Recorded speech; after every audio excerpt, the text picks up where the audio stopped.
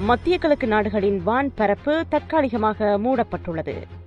மத்திய கிழக்கில் பதற்றம் அதிகரித்துள்ள நிலையில் கத்தார், ஐக்கிய அரபு Emirates, Bahrain, Kuwait, Saudi Arabia, Jordan நாடுகள் தமது வான் பரப்பை தற்காலிகமாக மூடியுள்ளன. சர்வதேச பயணங்களில் இது ஒரு குழப்ப அலையை தோற்றுவித்திருக்கிறது.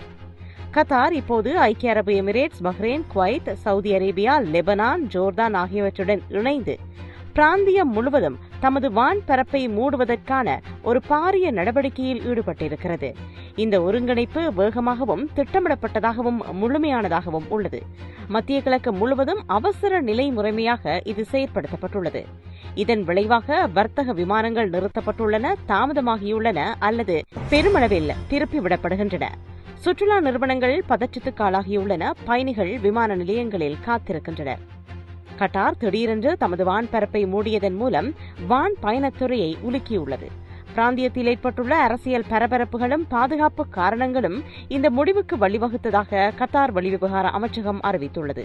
இந்த திடீர் நடவடிக்கை குறிப்பாக வளைகுடா பகுதியில் உள்ள முக்கிய விமான பாதைகளில் பெரும் பாதிப்பை ஏற்படுத்தியுள்ளது. இந்த பகுதிகள் நாளாந்தம் நூற்றுக்கணக்கான சர்வதேச இணைப்புகளை கையாளும் முக்கியமான விமான மையமாக இருக்கின்றன. இது ஒரு தற்காலிக சிரமம் மட்டுமல்ல, இது அரேபிய தீபகற்பத்துக்கு அப்பால் எதிரொலிக்கும் ஒரு பெரிய இடையூறு என்று சுட்டிக்காட்டப்படுகிறது.